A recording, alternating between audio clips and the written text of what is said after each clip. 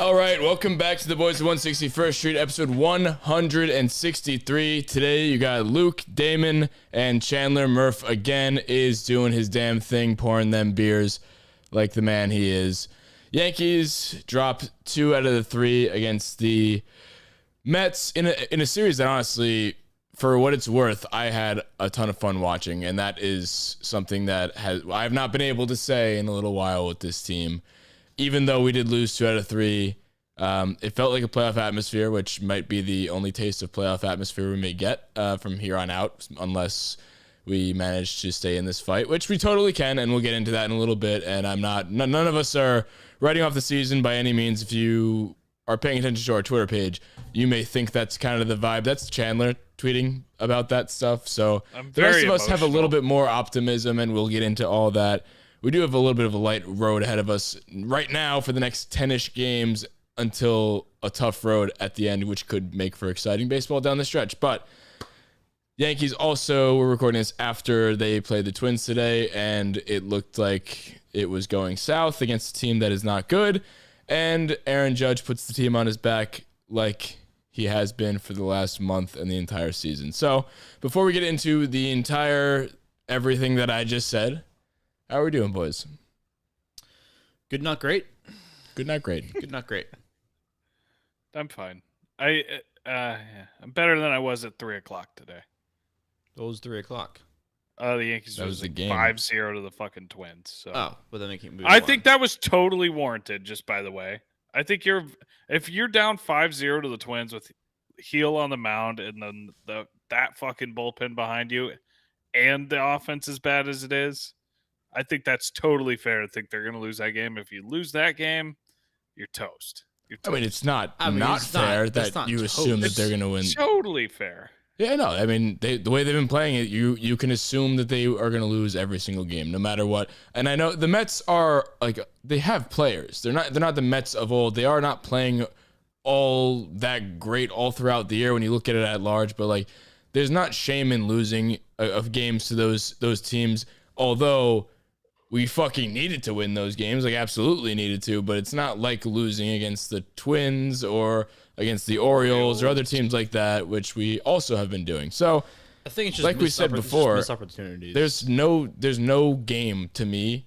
Today's a big example of that. There's no game to me that's just oh yeah, we're just gonna win because we've gotten swept by the Tigers earlier this year, and we've lost a lot of games to the Orioles. So there's no game that's just a gimme with this team, because they can just decide to be a JUCO baseball team one day and then be literally the best team on the planet the next. So when was the last time we had a game that was comfortable? Actually, I'm not just being a dick.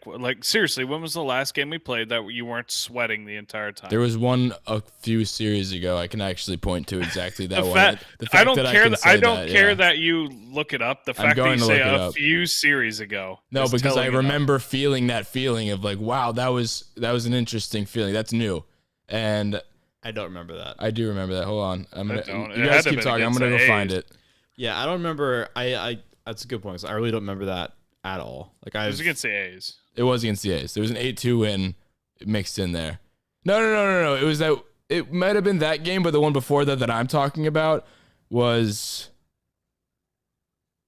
Yeah, no, that was against the Twins. It was the Twins. It was 10-2, and there was a 7-1 after that. That was during the win streak. All of which we went on a 13-game win streak, which feels like last fucking season. Since then, we are 4-12. Mm-hmm. So, and I read somewhere that that's the worst stretch since 2003 that we've been on. I think that stat existed when it was 3-12 before today's win, but there was this reminds me of the 2011 Red Sox, who came into September with a 7-game lead, and then they missed the fucking playoffs altogether. That was when Jeter made the error in game 162 against the Rays that put the Rays in over the Red Sox. You remember that? No, not really. Immediately. Okay, no. well that's what this reminds me of. It's that big of a collapse. But yeah, there was some stat that the Yes Network show that was this is the first time since they didn't even see the baseball team. They just said 1900s that a team has won 14 games in a span and then lost whatever it was, 10 games in a span like immediately afterwards. It was, I don't know the exact stat, but it was something We ridiculous. set just all to say kinds the of records. consistency. Did you see the one today that was like I love setting records.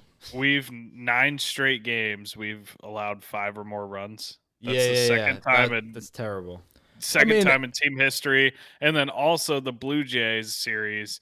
That was the first time since 1908 the Yankees got swept in a 4-game series without holding a lead. So, I mean, the boys are hot right now. Set as many records as you can because we're not making the postseason, so make it a memorable season. And I don't mean to, like, I hate doing this. I really do.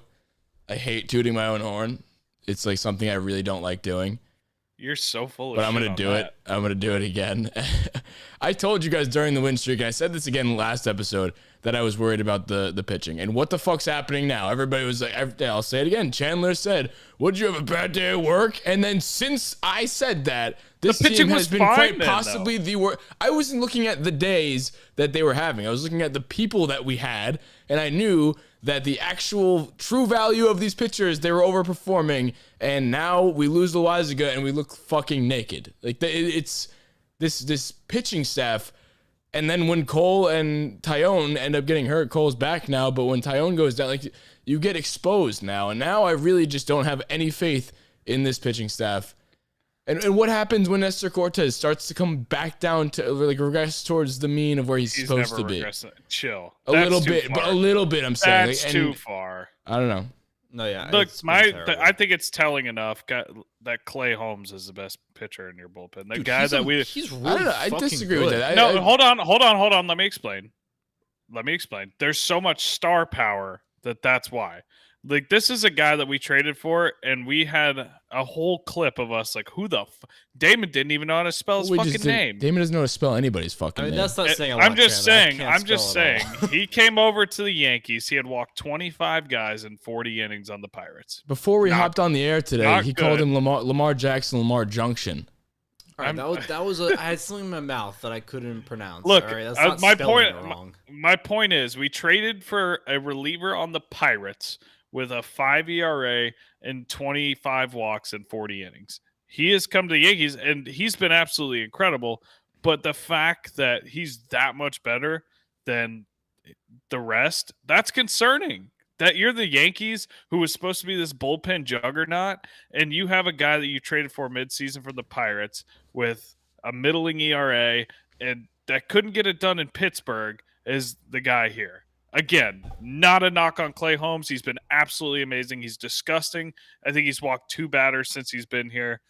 I'm just saying that's telling enough of the bullpen that you came into the season with, that you thought you came into the season with, at least, because they really haven't been that dominant since May.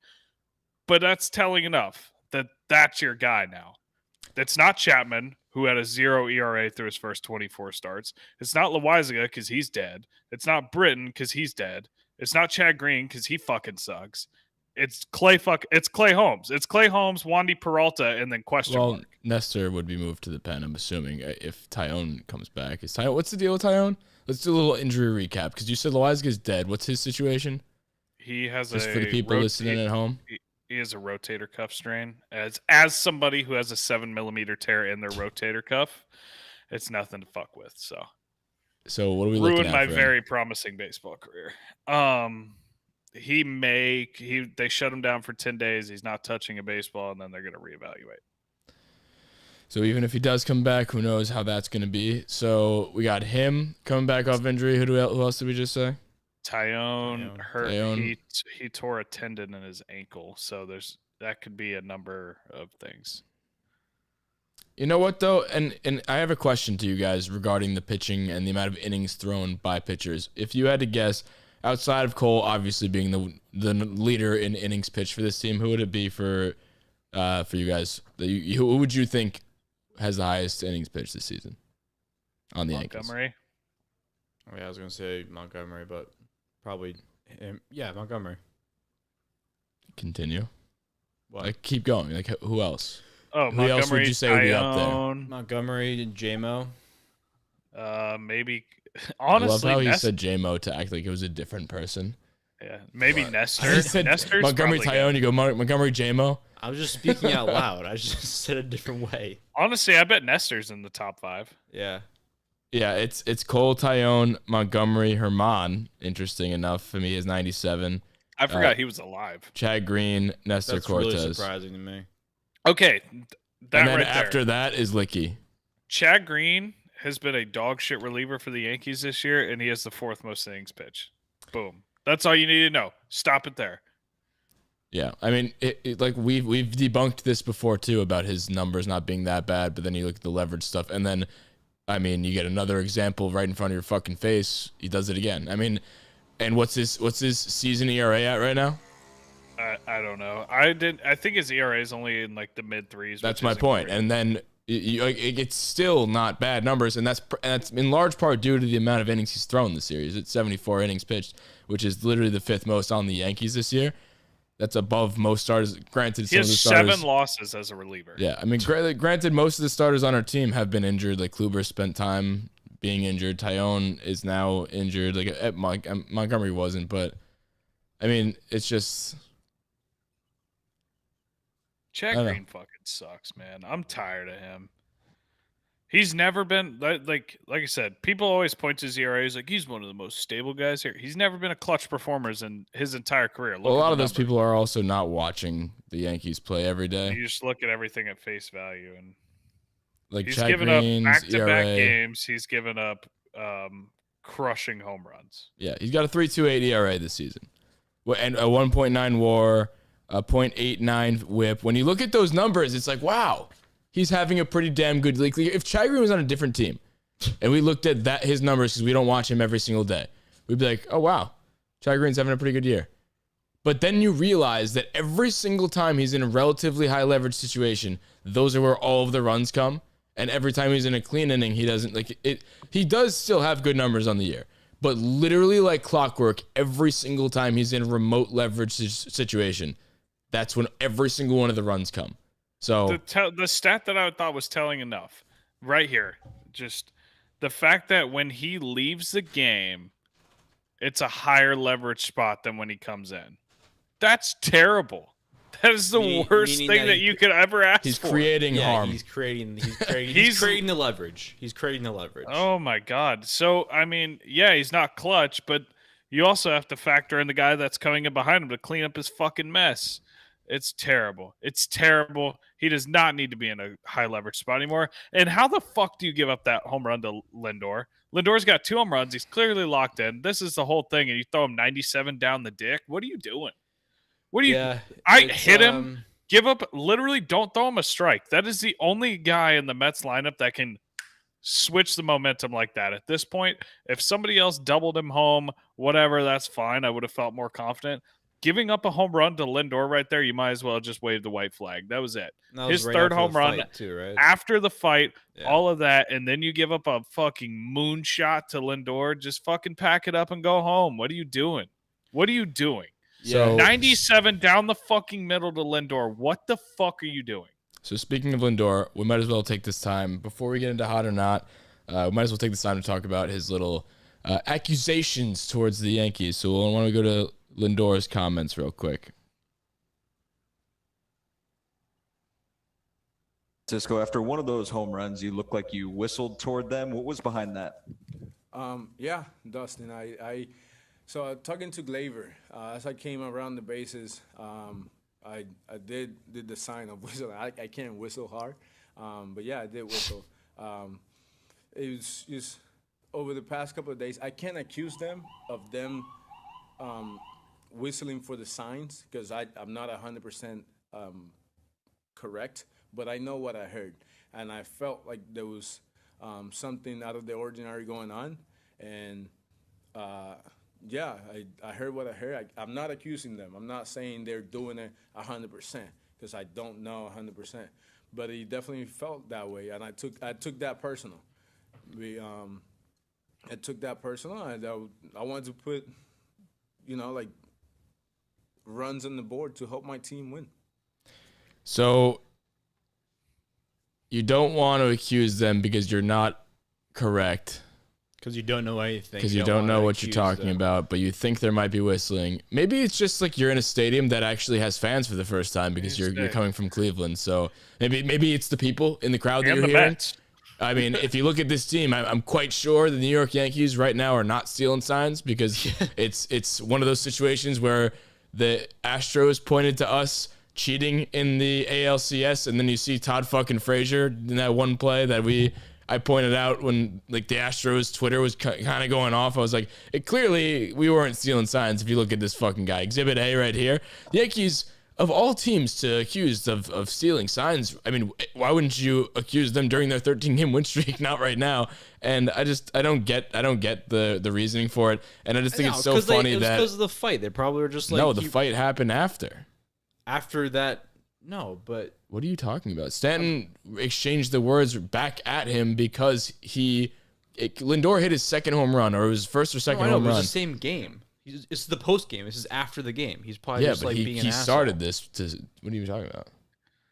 I know what you mean, Damon. Like I he. feel like you just say I know what you mean to him, so you don't. Like, he doesn't keep rambling. No, I know what he's saying. Is that Damon's talking about the post game press conference? You're talking about. I know, but like he created the situation. I already. know, but he's talking the about fact it of the matter afterwards. is that Lindor is a ginormous pussy. Like he also walked back all of his like when he. Right, so let's get this whistling at a baseball game. Are you fucking kidding? Hey, guess what? I've heard whistles at a baseball game at my fucking little brother's 10U tournaments growing up. Guess what? I don't think they were stealing signs and coach pitch. You stupid motherfucker. What I was saying was like he's just saying that at the post game just to be an asshole and just kind of like create some sort of headline or story just because also, they fought. In the post game, he's more so walking back his comments because Stanton went out and like Stanton's a lot fucking bigger than him. I can't even imagine.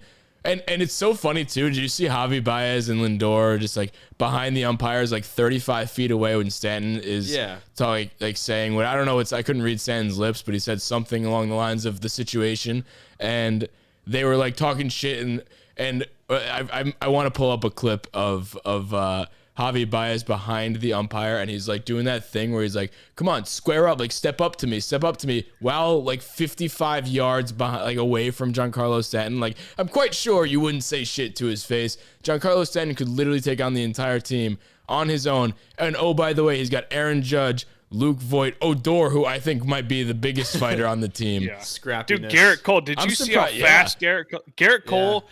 If you were worried about his hamstring, I was honest. I honest to God mean this. I was actually still worried about his hamstring. I was like, he's probably not 100%.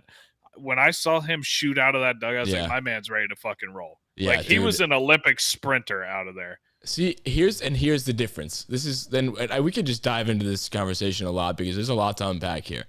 One, I just think it's really exciting at face value here that the Mets and Yankees hate each other because that has not been a thing for a long time. And I do think that this right here almost will spark a rivalry because both teams technically should be good for the next few years.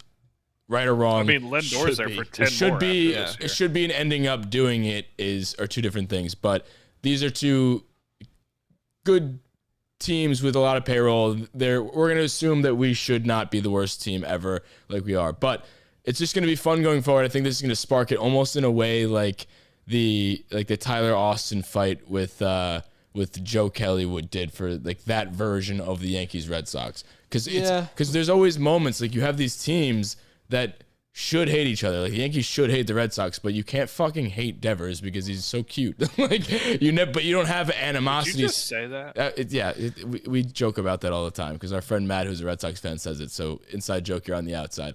But it's just like these rivalries that should be a thing aren't a thing until something sparks it. And I think this may spark it, and I'm excited for that, number one. And number two, I don't know what I was going to say. I had something really serious to say about that also, but I forgot. So you guys continue.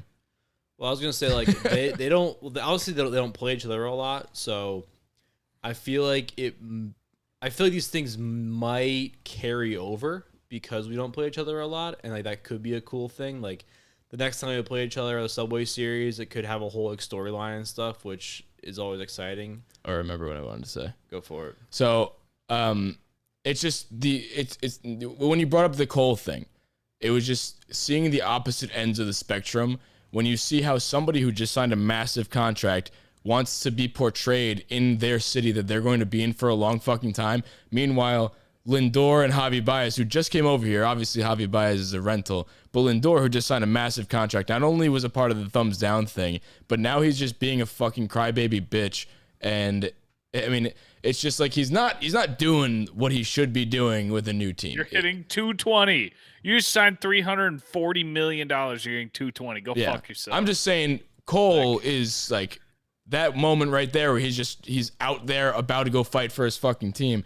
Like that's what you should be doing. That's what you should be doing to like just get your city's respect. And I feel like Lindor is just not doing it. And he didn't start out too hot on the field, and now he did the fucking other shit. So all right, quick rapid fire thing. I know this isn't planned. Who do you guys take in a fight out on the Yankees? And you can't both pick the same person. If things were to go down, you have to pick two people on your side. On my team, or I thought you were saying like we send two Yankees against each other. No, you're sending two Yankees against the Mets right there. Oh, like who are we picking as our champions? I'm picking Odor and Stanton. Look, I'm saying like a snake draft right here. Odor and Stanton. I think Odor has to be one of them because Stanton and Judge, like they're both like big, but that Odor can fight. I think Stanton would murder someone. Also, I think in the back of my mind, Garrett Cole's kind of a psychopath. Anybody that gets mad at themselves I think anybody that gets that pissed off at like an 0-2 pop up to the infield, like he's kind of a psycho. And I think there's also an obvious answer that we're missing. What, Judge? Aroldis Chapman. Oh yeah, Chapman. Yeah. Dude, did you see him walking? Did you see him walking Pilar or Villar, whatever the fuck his name is, back to center field? He literally like grabbed him by the neck and like not in like a choking way, but like a disappointed father and walked him all the way back to center field. I was like, what the fuck is going on? No, it was literally like a disappointed dad to his son. Like, my son just struck out looking after I bought him a new $400 bat, and we're gonna have a chat on the way to the car. That's what Chapman just carried. Is it Pilar? Is that the center fielder? Yeah. He just carried him back to center field like that, and then went off to the bullpen. I always get confused if it's PR, like the double L causes I'm pretty sure that. It's Pilar, but don't take. I think it's Pilar too. Whatever it is, but yeah, I think if I had to choose, I would. You can't not pick. Of the two twin towers of Stanton and Judge, who would you take out of them? Stan. I think I would take Judge. I think Stan he like has. Stan's a fighter. Yes, I just think he has more like. It's gonna sound weird, but like real sculpted muscle. Like he's a fucking like. I mean, that's not relevant for a fight, though. Yeah, I feel like he's stronger than Judge. You think? I think so. Yeah, Judge is bigger. 100%. I think Judge is taller, and Judge has more mass. Wingspan. I mean, when you're building a fighter, you feel like you're saying the opposite of what's usually true. Like a lot of people might pick Stanton because he's cut up like that, but Judge has the wingspan. That's the size. And like how much bigger is his wingspan? Like a good amount bigger. I don't imagine like 3 or 4 inches height wise. Dude, imagine punching Stanton. Like you don't hit Stanton and don't break a knuckle. Like my man is he's like a boulder. And Stanton also just kind of has that look. Like I feel like Stanton would fuck someone up. He also spent like 6 years in Miami. He has 1 inch on him. He's got 40 pounds on him though. You can't tell me that Stanton never got into a bar fight. You immediately did care about that, but I don't care. He was like, Damon was like, fuck.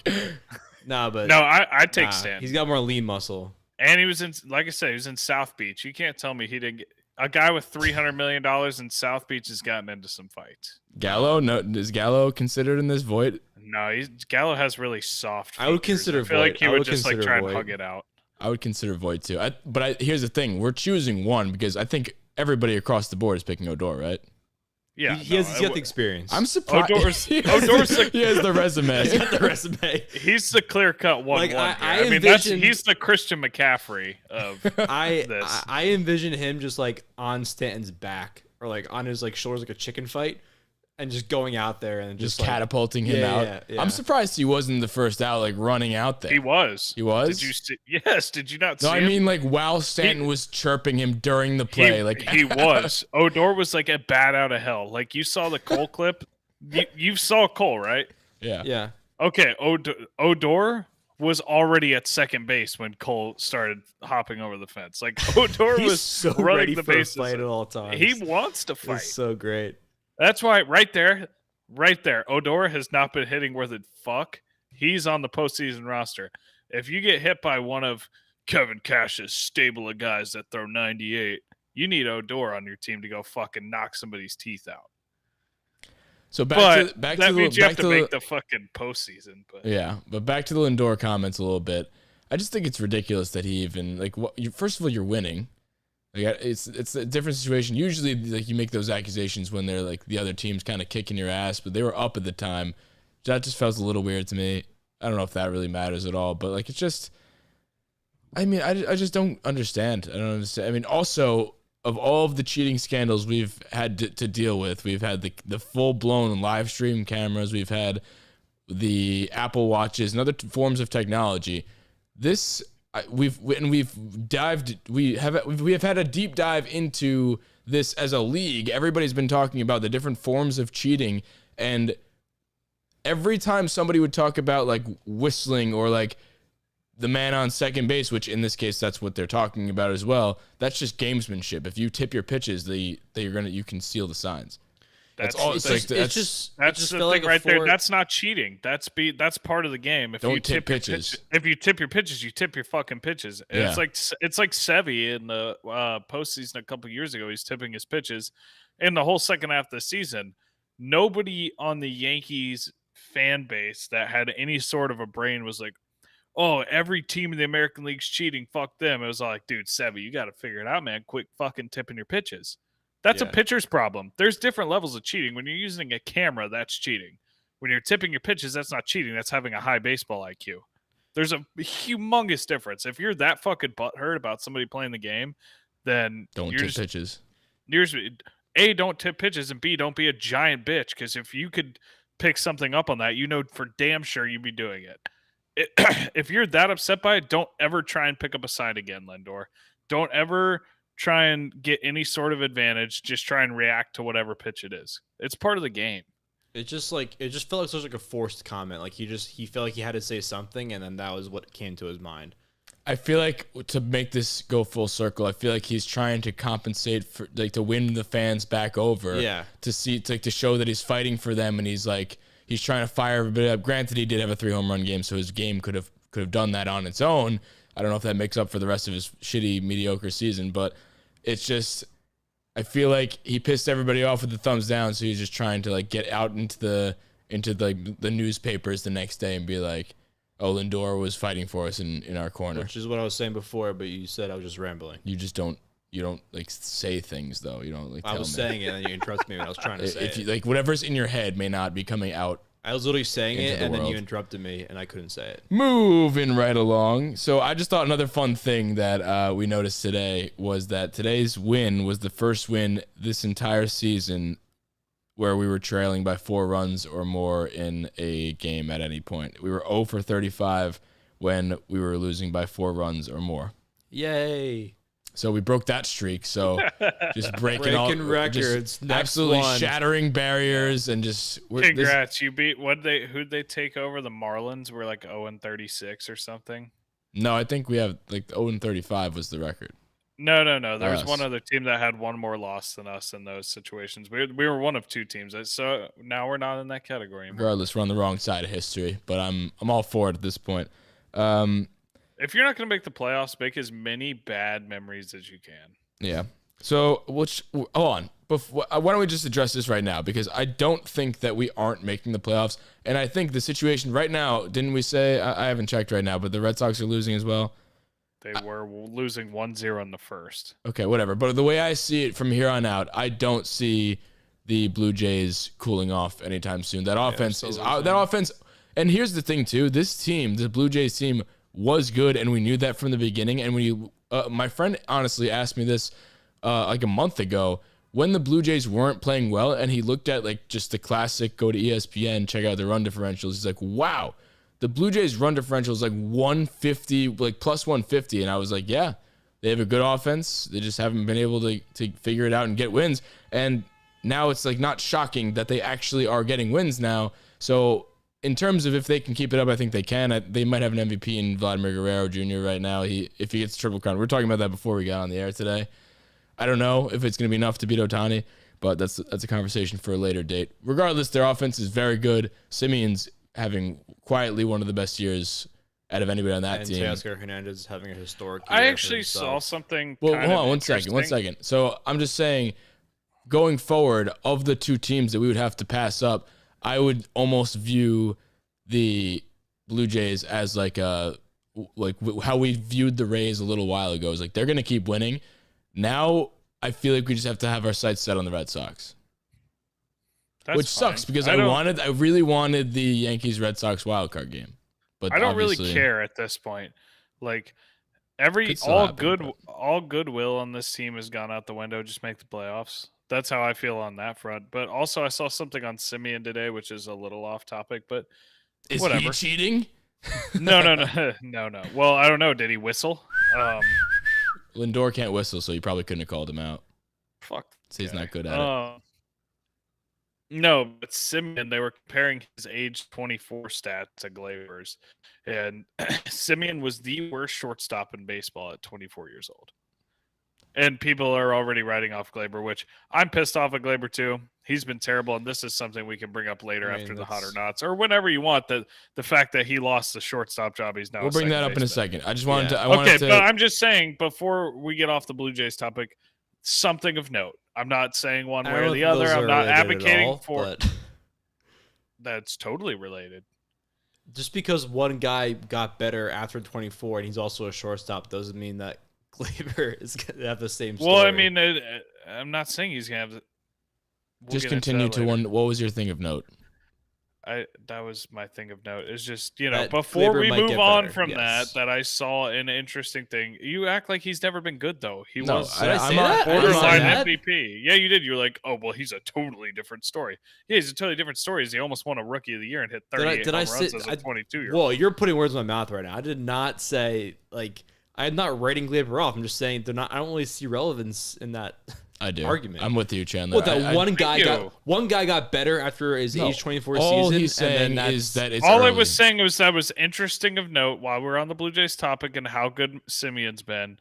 People are writing off Gleyber, and it's something interesting. I'm not taking sides yet until we get into it. Right. And I'm sure there's thousands of other examples of young players that end up having a couple down years and they bring it back up. And it's not a couple down years; it's 1.5. Gleyber's like 23 years old. I think 24, which is why I stupid used to write him 24. off. Did you even listen to what I said, Damien? Yes, I did. I feel like no one's listening to anybody right now.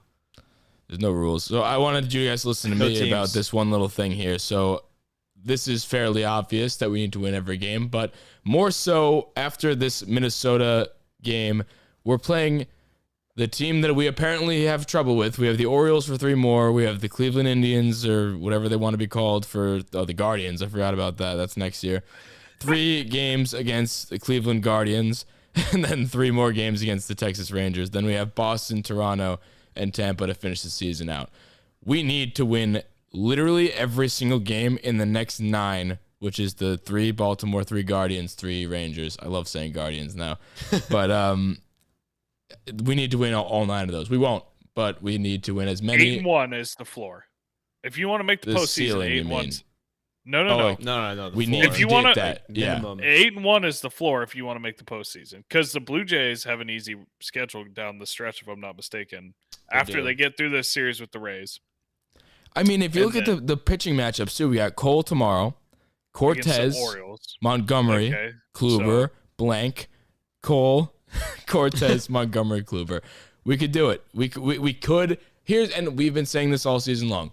We could do it. We have done it. We've done 13 in a row. We've also done 2 in fucking whatever since then. So anything can happen on any given fucking day. I just don't want to be in a situation where we have to directly win against the Red Sox, Toronto, and Tampa. Granted, we still have to. Like, if we You lose, need to win those series. You if we have lo- to yeah, win all yeah. 3 series. If we lose to them directly, we still have to fucking win those series because we're literally directly competing with at least those 2, and then the last ones will be not relevant for the AL East, obviously. But like these next 9 have to be won. You need to go in with like some sort of breathing room, whether it's 1 game or 2 games when you go into the Boston and Tampa series.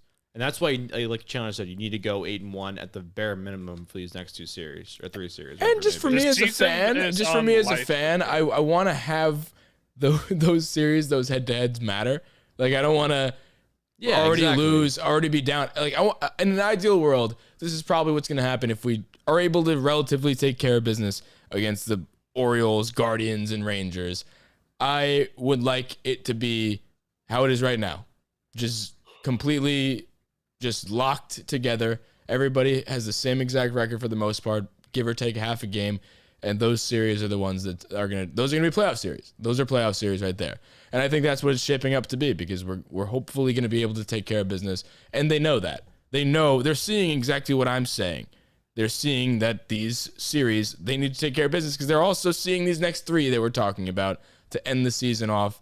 And they're literally going to feel like at least 2 playoff series right there. Those are wild card series right there. Those are wild card previews if we can get in. My only hope is not my only hope, but one of my big hopes is that when we hit that final series against the Rays, they're resting their starters for the playoffs because they've run away with the division. The division's over. Oh, the Rays are. Exactly. So in that final series, Could if happen. the Rays are sitting players and we can kind of beat up on them, That's a good point. I think that we have a chance to stack on another win that. I think that's a winnable series, I guess. Would I they honestly feel like- arguably get better because that's more money ball with the shittier players? Yeah, I was about to say like maybe, but also I feel like the Rays kind of like hate us enough they would just play everybody. They would. They would just say fuck you, I'm gonna play everybody and beat the Yeah, but crap out of you. eventually they haven't ever won a World Series. They would. I think logic would take over there. They're the most analytical team in baseball. They're not going to be that. I feel like resting players is such a gray area though because It's not even so much resting. It's don't get a guy injured. Like don't have Wander Franco. He got hurt. I'm just using that as an example. Don't have him, twist an ankle going into it when just to make a point. yeah, I think they would absolutely start their players just to spite us. yeah. I really don't think they would. As big of a giant bitch as Kevin Cash is, who's probably my least favorite person in baseball behind Carlos Correa, I don't think he's that stupid. I guess we'll find out. I just hope those games matter. So 18 games left. See what happens. Win them all. 17-1. If you season's kind of flown by. Did you say 17-1? Yep. Have to. It's going on another streak right now. That's So not gonna fucking happen. We're one more thing I wanted to talk 3-14. about. We actually haven't even talked about this yet. That Gary play that happened like the day after we recorded our last which episode. one? So the one that he was safe by a fucking, or he was out by a fucking mile, and he just Couldn't tag put him. the tag down. That's Sunworthy, no? No. All right. Look at this. No. No. He's on the fucking sun. Okay. I'm telling you, you've had a strict embargo on talking about Gary this whole season. Embargo. I'm lifting it. Fuck Gary Sanchez. I'm over it. This fucking weekend right here, that play, and then there was he was lazy as fuck this weekend. And I'm not saying he's a lazy catcher because I know, there's a whole argument against it, whatever. I'm not dipping into that territory. He had a lazy fucking series. There was another one with guys on first and second, one out. It was a fastball. It hit him in the glove. Just rolled by. Another one. Fastball. He didn't even move. It hit him in the side of the glove, and he tried to frame it, and 2 guys moved forward. And yesterday, guy on first and second, pass ball, walks to it. He almost scored from second, and it wasn't even that bad of a pitch. It hit him in the glove. That is lazy. That is lazy, and that pisses me off. That right there, if you're going to play, and he got benched today, and I'm glad. Well, he hit I'm the glad. And it walk-off might be today. the night day. It might be the night day thing. I don't care, but no, I don't care about the walk-off. We know he can hit. I don't sometime. either. I'm just saying, like, I'm saying from a defensive standpoint, that's lazy as fuck. Yeah, I mean, his defensive performance has been embarrassing and pathetic, to say the very least. And Like, pathetic. Yeah. Both. Oh yeah. Oh, that's- Oh yeah. oh brother. Oh brother. Embarrassing, empathetic, and I mean, that's high school. Yeah, and I've been one to say I don't want to talk about Gary anymore because of this exact reason right here. He has these terrible games that potentially maybe lose the game. I think that's not the one reason, but it definitely doesn't help. And then he goes out and hits a walk-off double or single or whatever it was. And then everyone's going to forget about Gary being Gary for the rest of the season because he had this one walk-off. I mean, I'm gonna put an end to offensively, this whole thing right here. He's terrible. He's here. He's here for now, and he's going to be the starting catcher on this team going forward. He's not the long-term solution. We know that. it's obvious. There's nothing he can do at this point to save his long-term thing as a Yankee. I really and truly believe that.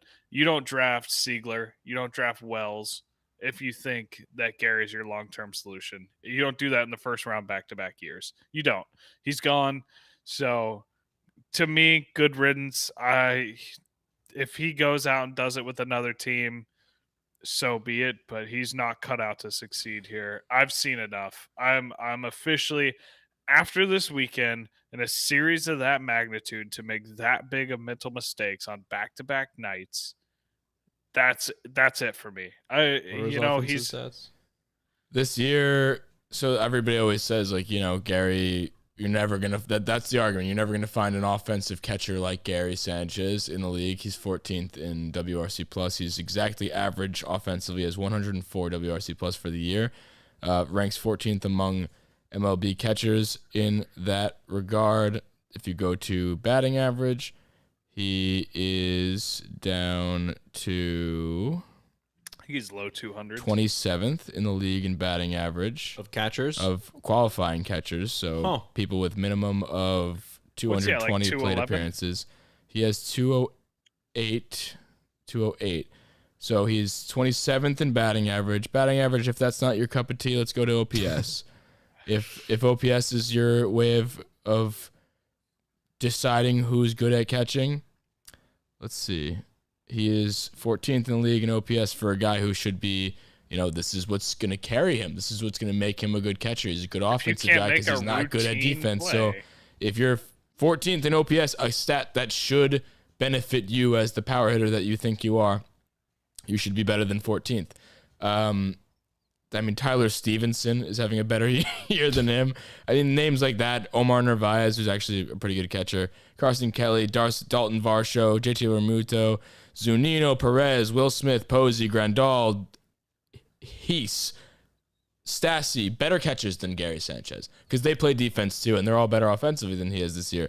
So when you look at all of those things, all combined with his bad defense, yes, I don't like Gary Sanchez. And yes, that's why I haven't been talking about Gary Sanchez and putting a quote-unquote embargo on Gary Sanchez this year because he's not worth my fucking time. And now that the season's over and we can talk about him and how his season has done in retrospect now, yeah, he's bad. He's been disagree with me. I don't know.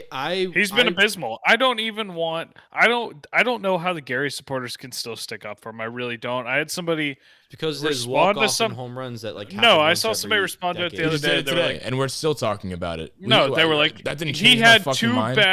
He had 2 bad weeks after he got hurt. Take those out, and he's like a 110 OPS plus. Okay, big fucking whoop. You're 10% above average hitting, supposedly off one metric, but you can't field your position to save your fucking life. That's a late. I don't care if you're bad. Like Kyle Higashioka is not good, but he's not fucking. I'd rather see he's him not start lazy. every playoff game. He's not lazy. He's not defense. taking fastballs off the fucking teeth and walking to them while guys just sit there and have a fucking merry-go-round on the bases. When you go to the last 2 calendar years, Gary Sanchez has a worse WRC plus, and he's 18th in the league. He's a 91 WRC plus. He's a below-average hitter with a 189 batting average over the last 2 years. So, dude, you're just looking at the wrong stats. You're giving him the. You just hate him. Oh 30% K percentage. Can you imagine? Can you imagine if that play that happened when he had an hour to tag this guy? Can you imagine that happened in a playoff game that mattered? Like he'd be out there starting the next day truly- because Boone's a fucking puppet. I truly don't want to see him catch in the playoffs. I know it's not going to happen. He's going to play every day. He is a liability every time he takes the field. I'd rather Gashioka catch and then just taken out every time the catcher position comes up. I don't think that's a possibility, unfortunately. Yeah, can we DH for the catcher? I'd rather the pitcher hit for the catcher spot and then have Shit, Higashioka. if Clark Schmidt's on the mound, I'll take it. Yo, I gotta say, he put a better at bat. Dude, those at bats were awesome. No lie, he put a better at bat there than Gio. Dude, 100%. Oh, that's a very good topic, actually. Mr. Gio Urshela doesn't know what fucking planet he's on right now. He is broken, and Clark Schmidt put together an amazing at bat. I have to say. Did you see Gio's bunt attempts today?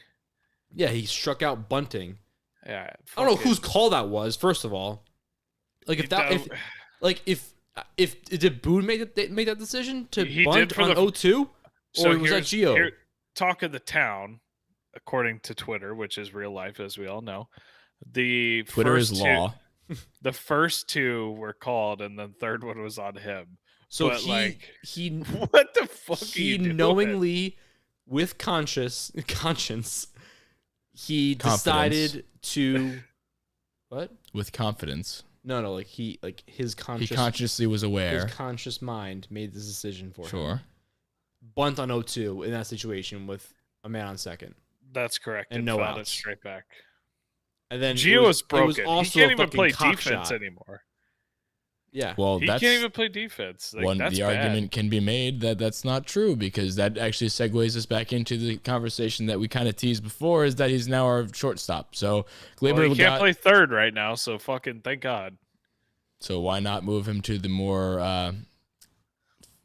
defensively demanding position, being shortstop? So, I mean, that's just the situation we're in right now with Glaber being a horrific defender. Moving back to He's got second the base, like we've been talking about this forever, to move him back to his position that he's, I guess, more comfortable in, which doesn't make any sense because he's a shortstop coming up. So I don't know how he's more comfortable as being a second baseman. That was the whole point, that we were supposed to not put him at second base when he came up. It's because, why would we do that when, he's a really shortstop? He's just a bad defender any way you write it out. So I'm okay with the Gio moving to second shortstop. I don't like. What's your guys' stance on that? I'm cool with it. I like that Boone actually did something different because it wasn't working. I think it's long overdue. It's I long think- overdue, but I'm happy he did it, and I think it's been a common trend recently of just Boone like making. I'm not gonna say they're good or bad decisions. He's just making more decisions, and I think another thing just on that topic was today when Chapman was pitching, and you had two guys up in the bullpen during the inning he was pitching. Like, he's not fucking around anymore. If Chapman's gonna blow it, he's bringing someone else in. So I like the whole decision making of. I don't know if it's the right decision, but he's doing other things. So I really and truly, this is a way big rabbit hole to get into, but I'm gonna get into it because why not? How good of a manager do you think Boone would be if he was allowed to make his own decisions? Because I feel like he has the knowledge of the game and the respect of the locker room to be a good manager. I don't think the management allows him to make decisions. Don't get me wrong. I'm not defending him. He's done a god-awful job. But I feel like there's certain spots where he has the feel and like knows what needs to be done, but he's not really allowed to do it. Yeah, that's we've been talking about that forever. I mean, Boone's not a fucking idiot. He's a third generation. Like, he's a baseball family. He knows way more baseball than we fucking do, than anybody listening to this knows. Like, he's a very well knowledge. There's a lot of baseball knowledge. So yes, I think that's obvious. If he got given the keys to the I think he'd be a proverbial good manager. Ferrari, do you think he would? I think he'd be better than he is now. It's a totally different story. Do you think? This is what I'm asking. Do you think it's a totally different scenario if Brian Cashman, the analytics assholes, and Hal just fuck off for a season and Boone makes all the decisions? Do you think we're in the driver's seat, or do you think it's more of the same? I think it could be very different because I just don't understand how, and we'll never know because they will never give the keys to the Ferrari like that and make the decisions all his to make. And that's just not going to happen. It's never going to happen with the Yankees. They like having puppets, and when their puppets stand up to them, they fire them. Like, that's just how it works. And, maybe Boone is starting to like stick up for himself a little bit. I don't know. It seems like he has a little bit more of decisions that he's making for himself, like you were saying. I think if he had, I don't think he's dumb. He's gone. I don't think he's stupid. I think like I said, he's been in baseball for his entire life. His family is like 3 generations deep of baseball players. He knows baseball. I mean, he's also managing like the most inconsistent team in history. Yeah, so. That's why anybody in the comments, I noticed some comments of people saying like, "Oh my God!" Like when we do rounding thirds once a week on the Friday episodes, it's like, "Oh my God!" Like Boone needs to go. Like, that's not the issue right now. It's an issue. The issue's from the top down. It's from Hal and Cashman that give Boone this team, which is a flawed team, regardless of how the season ends up. The team itself is flawed. And then, but when your team, they don't give so him much... the autonomy to go do it and manage the team the way it should be managed. He's not allowed to. I.e., perfect fucking example. And I know he's been okay the last day and a half. Heaney. Why is Heaney pitching back-to-back days out of the bullpen as a failed starter who's never done it? This is a perfect example. You're literally just throwing a guy out there because the fucking management wants to see their guy work out. You can't...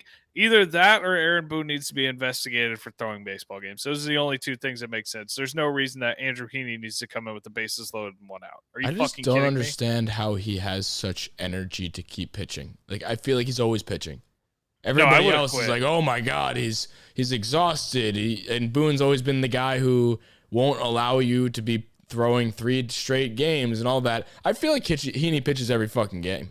I mean, I don't get it. I think it's did he go in today? Yeah, right. Point. Yeah, he did. He went yesterday. He pitched a scoreless inning. Yeah, he pitched yesterday. He got up the day before. Every single game. It's just like I'm more surprised he has like the morale to go out there and continue. That's what I'm saying. I'm saying the mental capacity. Physically, I'm sure he's fine. He's just throwing 90 miles an hour down the fucking middle every time.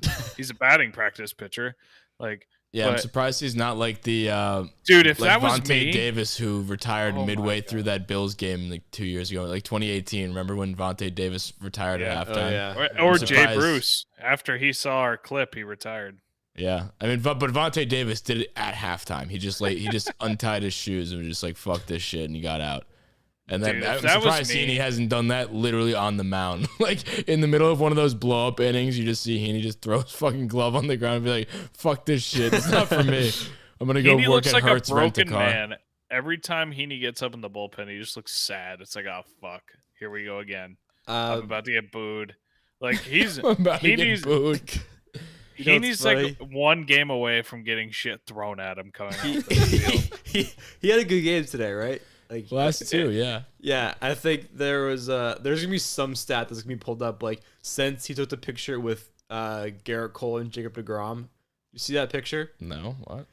Why is he allowed in the same picture during the 9/11 game where they all lined up on the third base side or whatever? It was like Garrett Cole, deGrom, Heaney. And there's a picture of the 3 of them, and it's like since that picture was been taken, Heaney has had like 0 earned runs. That's like that meme that they show with the dragon, that there's 2 really scary looking cartoon dragons, and then there's a third one that just has its cross eyes. Yeah, that's exactly. I don't know why somebody hasn't done that yet. Yeah, but like since that picture's been taken, Heaney's been good. That. So we'll see. Maybe that continues. I mean, but when you look at it though, like we don't have another option. That's why I can't make really the playoff roster. Yeah, he has to. If we make the playoffs, yes. I can't wait to watch. Did you hear the way he just said that? No, but you literally you broke my soul. But you know why? But you get it though. And I know I get it, but I'm picturing Heaney coming out with a full packed Yankees stadium, because you figure the games that Heaney comes in now, pretty much everybody's gone. So picture Heaney coming in front of 60. That's not true though. He's coming in high leverage spots when it's close games. 60,000 people in the Bronx against the Astros, and Andrew fucking Heaney comes in the game like. And I'm nauseous. I know, but like we said, like I'm not really upset anymore that he keeps coming in because we truly don't have another option. And, you know, he's a guy who has pitched in the majors for a little bit. And you compare your alternatives. Our alternatives are like Brooks Kriske. So, I mean, you know, I don't know which one you'd prefer there. I don't think there is an answer. I think at that point you just play the lefty and Heaney if it's I don't know, maybe he's got a little more tail on his pitches. Like maybe that's the end all be all to the decision versus, I mean, who are the other options? Kriske? You can't pitch Wandy every night, who's apparently the best pitcher since Clay fucking Holmes Mariano is the best Rivera. Clay pitcher. Holmes. Chad Green sucks. Britton's done forever. Nick Nelson. Also on the Also Sun. terrible. Sun resident. I mean, 2/3 of the bullpen's on the Sun. Jolie right now. Rodriguez hasn't really upset me, but he hasn't been great. Which I guess puts him at the I number think that's 3 a guy good on the trust gauge. tree. So That's a good gauge of this whole bullpen is he hasn't upset me. yeah, like I'm sure I'll look at his numbers right now because I haven't who the hell has talked about Jolie Rodriguez in their lives. But the fact is that the eye test right now, he hasn't upset me. So I put that is enough to put him at 3 on my trust tree. I actually like Just him. I kind of everything like the way else he throws. aside. He's I kinda, do like that he kind of sits like in his. It's like sidearm, like I Yeah. don't know. It's kind of cool. I like when he throws the lefties to righties. I feel like everyone's gonna be a home run. But He's when got he a throws the lefties, 4.79 ERA this year and a 1.5 WHIP. Mhm. Not good numbers, but he didn't sounds upset like a me. Yankee reliever. He's on par with the course. So Actually, disagree.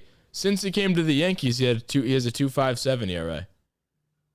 So he's Why isn't actually he- been why great isn't he since pitching more? closer.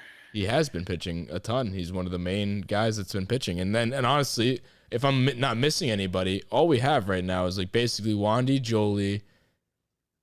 I'll throw Nestor in that conversation. Chad has been awful, but he's gonna get more run. Obviously, he's, like I said at the top of the show, he's one of the most used pitchers we have. I mean, Lasagna's hurt. Britton's out forever. Speaking of people who are out forever, Clint has finally been ruled out that he's not going to play baseball this year. So R.I.P. Clint. R.I.P. to my take that he was going to be a top 3 left fielder by the end of the year. So I don't know, Season's man. not over. Yeah, he's still got a chance. Well, he's now finally been ruled out. So now that take has You never finally know. died. One other thing I wanted to bring up to you guys. Oh, we didn't even talk about We this still have too. hot or nots too, don't we? No, we have a lot more I want to get to, but Oh, okay. I thought you were wrapping up. I was like, no. One more fun thing that I wanted to bring up, at least before hot or not, was just like, did you see ESPN's Cy Young? Yeah, that was Update. Dude, fucking was it hilarious. Liam Hendricks is the favorite? That was so I'm gonna pull it funny. up right now. It was Liam Hendricks was the favorite. There was somebody else in there. Like it wasn't Robbie Ray. It wasn't Garrett Cole. It wasn't. It was Liam Hendricks and then Craig Kimbrell or something like that. It was No, like 2 there was some- relievers. It was 2 relievers at the top. Lance Lynn was like 8th.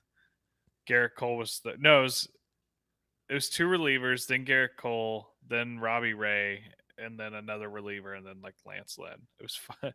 It was a joke. I'm just trying to find that article right now.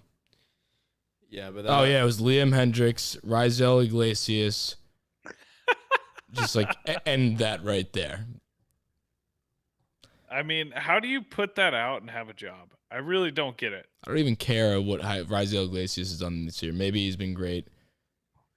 You're not going to win the Cy Young as a reliever unless you have like 60 saves. Has And Mo all ever the won other- Cy Young? No. No. I think the last reliever to win the Cy Young wasn't was Josh like Hader Raleigh. on that list too? We're talking AL. I think the Oh. last But still, he's still a reliever that's to on win the that. Cy Young was like Raleigh Fingers. So Josh Hader's 5 for the NL Cy Young. That's still. Isn't Max Scherzer like 8 or something on that list? 4. how? Ridiculous. Bueller, Urias, Gosman, Scherzer. Again, this is the ESPN version, but I haven't really looked too deeply I think into the they're numbers. just like trying to implode. Scherzer their has a own 2.17 ERA this year. 14 Yeah, and 4. He's striking out 100 people a game. He has 200. He has 219 strikeouts. He has 2 more than Cole. Yeah, get the fuck out of here. Pretty wild stuff. One other thing too that we haven't mentioned yet is the Judge dizziness situation. Scary. I had an aneurysm. I got dizzy. Wasn't it? I thought it was his contact that was. I don't know what Apparently, it he's was. just I don't like the Percy Harvin migraines. From my understanding, I thought it was just like a loose contact lens that was making him dizzy. That's why they came out and put like eye drops in his eyes. That's all they were doing. Yeah, he said in an interview today that it was scary. Like he was nervous. So I think it was more. So than was that. I. Oh, all right. He said that was some pretty scary stuff. So I don't know. Maybe he was just like dehydrated or something. Yeah. He definitely looked lost in the bat he came out. Well, like, if he Aaron finished the Judge is bat. coming out of a game right now, something's wrong. Like, Yeah. unless he takes a bad tumble into the wall and Boone's like, oh, we got to pull him out because he may have strained a small muscle in his forearm. Yeah. If On the bright side, if Judge is taking himself out of a game, it's something he's worried about. So that scared me, but he apparently is fine, judging off of today. on the bright side, knock on wood, we have, for the time being, avoided 2 crises, like 2 season enders. Because we said if Cole ended up being really hurt, then the season's over. If Judge gets hurt there, the season's over. So for the time being, knock on wood, that's a pretty good plus. The season has not been ended yet. Which, if we were talking right now, if Judge and or Cole is hurt, season's over. So that's fun at least. Just we've kind of talked about like everybody in the hot or nots. So why don't I just like without the music just finish it up because we kind of hit them already. But Judge, the last 30 days, I mean it's obvious he's been carrying the fucking team, but the last 30 days he has a 172 WRC plus, 7 home runs, 20 ribbies, 4 stolen bases, 333 batting average. Hold on. How many days was that? Last 30. So Tossin also, he had like an 0 for 19 skid in there. And those are still his stats. Yeah. Mm-hmm. So And he's been, since the haters, I don't even want to call them haters, since the idiots said that he wasn't clutch, he has literally hit every clutch home run and RBI that he had an opportunity to get. So claps to Judge. Yeah, I mean, thank you for being you. He's single-handedly keeping this team's playoff hopes alive. He leads the team in every offensive category. Every So, single one. Like that's not a joke. That Every was not an single one. understatement. Yeah. Every single one. So the other 2 hots I had on my list were Rizzo the last 2 weeks, 148 WRC plus, 912 OPS, 297 batting average, 370 OBP. Basically, since Chandler said that he sucks and I don't he's hate the that. worst, he has been probably the best first baseman in baseball. I So wrote about having Rizzo in a trade in like June. So I don't want to hear Oh, shit. no, we're talking about your recent comments about Rizzo. He was bad. My He was. comments were not wrong. You He was lost playing hope, though. really, really, really bad. you can't And lose I hope, think though. I didn't lose hope. I said he lost was hope. playing bad, which is there was no inaccuracies there. He was playing really bad. And all I said was I would like him to play like he did at first again. And he listened. So if nothing else, we take away he's a good teammate and a good listener. But I still there think was Stanton would beat up everybody. nothing wrong with what I said because he was very much playing very poorly.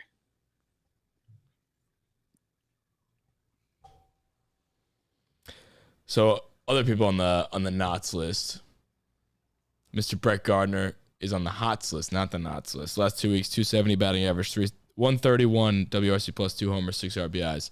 You buy into that, Chandler? Guardy? No. I don't think he's that good. He's fine. Like he's serviceable right now. I still He if just we continues had to do a his job. if That's we all had a I'd do or say. die, if we had a do or die wild card, he wouldn't be in my starting lineup.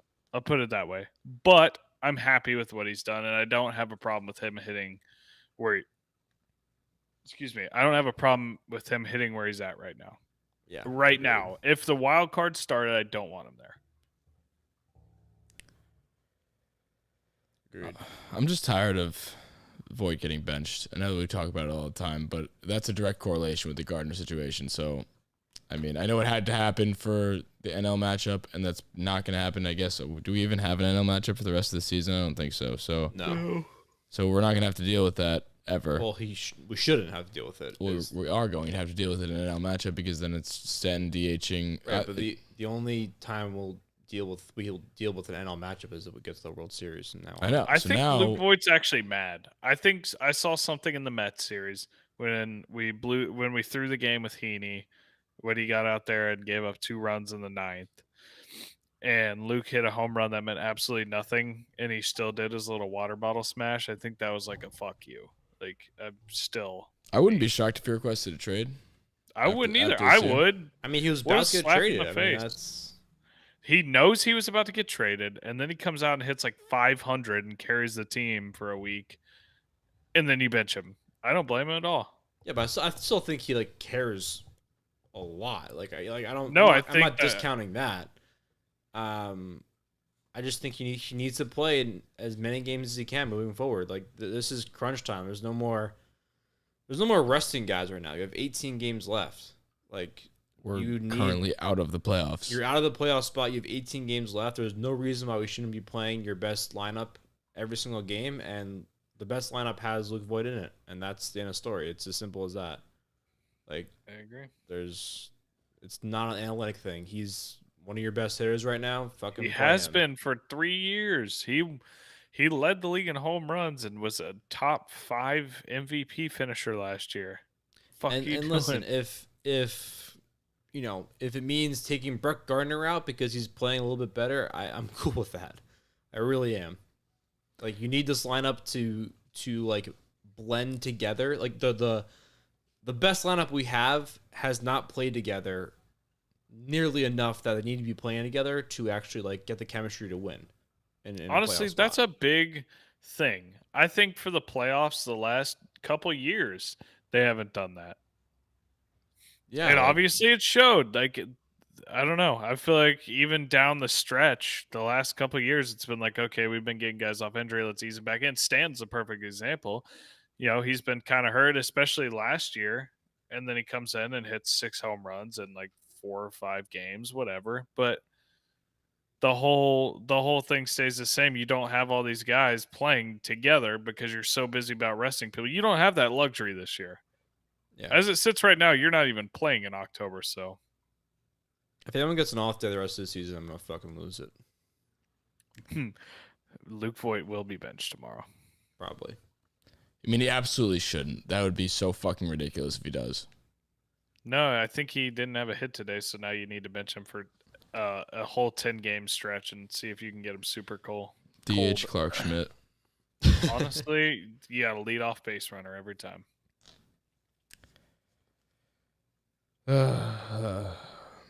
That's all I got. You guys had anything else you want to talk about? That was all knots. The knots. I didn't put anything for the knots. The only thing I put for the knots was the storylines that we talked about specifically with Can you just Gio. update? Gio all year I had for knots, and plus the last 2 weeks has been kind of poopy. Glaber getting benched and moved from shortstop to second base was also making the not list in that regard. We already talked about that. The Sun update, I think we have established, but we can formally put it to a vote. Gary Sanchez, motion to add send Gary him up Sanchez to there. the Sun, Send him up there. Passed. And then Okay. Chad Green as well. and Chad Green, motion to have Chad Green get sent to the Sun. Aye. Aye. Passed. Okay. So 2 new additions to the Sun. Now the Sun is who? Who is? Let me get the. Chad Green, Gary Sanchez, Zach Britton, Brooks Kriske, Nick Nelson, Andrew Heaney, Mike Ford, Jay Bruce. Yeah, Jay Bruce, Zach Britton, Andrew Heaney, Nick Nelson, Brooks Kriske. See, this is even the worst part about it. What's that fucking guy's name? The outfielder that we sent to the Sun? Oh, Jonathan Davis. Davis. Jonathan Davis. See, that's bad. You're on the Sun and I don't even know your name, so you don't have a chance coming off. And now the new 2 additions of Chad Green and Gary Sanchez. I had a minor lapse in brain usage. So, yes. got Sad some people news, here. Sal Romano got elected free agency. That's a shame. No, my only problem with that is it's not even a problem. I just think it's sad because if there's ever a guy to be good in New York, Sal Romano. Like, this guy would have an entire like Italian chain restaurant named after him if he was Yeah. good, but he sucks. So Um, missed opportunity. do we think we'll see Velasquez ever again? No. That's the last question I have. Nope. Maybe. It doesn't matter what anybody does. Velasquez isn't seeing the field again. Are you kidding me? I think we could see him. No. Tyler I mean, Wade is a much more versatile left-handed hitter. And they're not moving Glaber. It doesn't matter what Glaber does. He's not getting benched. So, unless somebody gets hurt. Can you imagine if Velasquez Glaber is gets done hot? for That'd the be so cool. year. It will be exciting. Oh, that was one of the Actually, I things that saw I had something. written down. He was hitting like 320 since July. He actually has been doing really well for the last month or so. One thing I did pull up that was just a little Monday morning optimism for everybody that I wrote down. I was just looking at the last September and October of 2020 to see who got hot last year around that time, and maybe we could potentially get those guys to, channel the inner let's get hot mentality when it comes down to it. I mean, September is already underway, but September plus October, the guys last year that were able to get hot were DJ LeMahieu. Would be pretty fucking nice if that guy figured out how to get hot. Would not suck. Last year in September and October, he had a 182 WRC plus, a 9.1% K percentage, 8 homers, 19 RBIs, 336 batting average, a 1.024 OPS. If that guy can do that, that guy can carry a fucking team. So, I mean, he did it last year, so who knows? Could absolutely happen again. I don't know what the fuck happened. After the season's over, that'll be the biggest mystery, and hopefully it doesn't come to that, because hopefully he turns it around from here on out. But I think even if he does turn it around from here on out and do a September/October like this, we're still going to have that conversation after this year of like, how the fuck did that happen? How did he end up being that bad? Same with Glaber. Like, how did these guys regress so much from one year to the next? It just doesn't make sense. But, I mean, DJ did it last year, so let's see if he can do it again. He's a guy who is very clutch. He can do that. So, I personally have confidence that could happen, or something resembling that. What do you guys think? No, I could see DJ doing that. He had 3 lasers today to the wall. He kind of got robbed on 1.5 of them. So I mean, if there's anyone to get hot that's currently underperforming, I would put my confidence in DJ out of anybody else. So I'll ask you the question after I go through the rest of these guys, and you'll pick who you think it most likely would break out of their slump and get absolutely hot and carry this team the way they did last year. So a guy that everybody, when we think back to like the wild card games, and you think back to just like all September and October last year, I mean, Gio Urshela, and this is kind of the theme of today. We're talking about guys that have been underperforming this year, and they were carrying us so much, and that's why it's just more so a letdown with that. It's just like Gio Urshela last September and October had a 155 WRC plus, a 390 batting average, 7.5 K percentage, 433 OBP, and a 924 OPS for 2 months. he's not my pick. My pick would still be. But you just, I'm not done yet. But you just remember like those moments he had with that grand slam and that wild card game. It's just like, where are those guys? And I get he's been in and out of the lineup. He's been hurt, and maybe he looks lost right now. I think I'll cut him a little more slack. DJ's been in the lineup all year. Gio just came back, so I mean, and Gio has not been playing like absolutely horribly. I mean, his WRC plus is like 95. He's just an average hitter, but he's going from being like a 140 WRC plus guy to about a 95, which he's not terrible. So I'll chalk that up to him being in and out of the lineup, and hopefully he can have a September, October like that. Garrett Cole, I think this is the most obvious answer, but this is kind of a cop out because he's doing it already. So you're not having him flip a switch. He's just going to continue to do what he did. But last September, October, he had 27 innings pitched, 1 earned run allowed. So that's pretty fucking cool. Another guy who I'd like to fucking turn around that had a fantastic September, October last year was Aroldis Chapman. He had 18.62 K percentage, or K per 9, a .93 ERA, 60 K percentage, and an 8 walk percentage. I'm going with Chapman. That's my final answer. I'd like that guy to get hot, because if that guy gets hot, this entire team changes around, because you have fucking confidence to close out. That is the X factor. If we you need can have that's the biggest hole. If you can right have now. May Chapman back, then that solves so many problems. That's the biggest hole we have right now. Is bullpen Yeah. arms. Well said, Damon. So Thank you, Chandler. I think my pick for a person to turn it around, if somebody, none of them could. All of them could, But if I had one that I was going All to of them choose can't. to turn Survey around, says. and I mean, well, all of them did last year. So that's I'm pulling information from last year. So if I had to pick one, I think my confidence is in DJ. To be honest, I think DJ's that guy that he loves the moment. I feel like once the air hits pumpkin spice, he just goes nuts. Like myself. My confidence is in DJ, but I would prefer Chapman I would prefer Chapman as well. if I had to pick one. But I almost Yeah, disagree no. with that. I think No, you need Chapman. Are you Dude, that's kidding the me? biggest hole right now. Is Dude, we can't get. no. No, it's an obvious answer, dude. We can't get a fucking out from our bullpen right now. Can't score either sometimes. I don't know. I feel like we're letting up more runs than we are scoring. Thank you, Damon. Yeah, but that That's a that- pretty good recipe for losing. So I think I agree. But like Fuck. that Not to say, but feeling, like we're scoring. You know, I'm not that gonna feeling of DJ setting the table like he did all last season and the year before that, we just haven't had that this year. And we I feel don't even like have a that. consistent 2-hole hitter right now, though. That's my thing. That's why We we have a moved Judge back into revolving. two. We have a revolving door of people hitting second because nobody can get hot. So if you can't get hot and you're scraping together runs and you need to preserve a lead, I would like to see Chapman figure out how to fucking pitch again. I would love to go into an inning where Chapman's pitching and not have a heart attack. That'd be great. I want to watch Chapman pitch and not be sweating more than he is. Yeah. Well, hopefully in the next 9 we hit at least 8 of them. I think it's like the situation we're in right now. I know that's a lot to ask because it's Major League Baseball teams you have to win against. It's not just that easy, even if they are bad teams. But the situation you've now put yourself in, where you're not in the playoffs right now, that's what you have to expect. Like you if you don't get that, if there's anything less than that, we're in a pretty fucking bad situation. Because I don't think these other teams are gonna lose. All of them are going to fucking win. All of them know the situation. I guess maybe we're the only ones who don't. So Yep. I don't know, man. Get hot. Orioles, play them like they are. Play them like the team they are.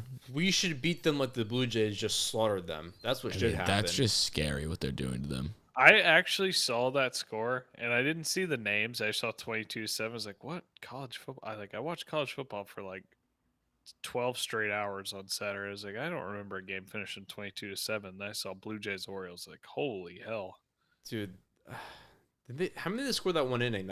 They scored like They scored like 11 in an inning in the top of the 7th. And one game they were getting no hit into the 7th, and then they scored 11 in the top Yeah. of the 7th. like that's what you should do to the Orioles. All right. I think that'll do it for us for today's episode 163. Really testing us, Yankees. You're really making this feel like a job. It shouldn't feel like a job. We should just be having fun, and it does feel like a job. Let's get ourselves into the playoffs, huh? Yeah. By next episode, if we lose a single game, I'll be upset. Yeah. Yeah. I want to be mean, one but game all above the Red Orioles, right? Sox. I want to be one game above the Red Sox by the start of next episode. The Red Sox are playing a series against the Mariners, and the Rays are playing against the Blue Jays. Yeah, and Blue Jays. they just got So- smoked by the Blue Jays today. Yeah. So we need the Rays to play some damn good baseball, and we need the Mariners to play some damn good baseball this week. Both of And which the could Yankees- happen. And the Yankees to play good baseball. Which All might of not. which could happen. So if you enjoyed the show, make sure to leave us a 5-star rating on iTunes. We really appreciate it. If you think we deserve it, subscribe to the YouTube. Just search up Bronx Pinstripes in the YouTube. I know it's kind of confusing because it's not our name, but it's on the YouTube, and it's a lot of fun when you see the video version. If you're on the audio version, not going to force you, but it'd be cool if you went to the YouTube as well. So, as always, appreciate you guys.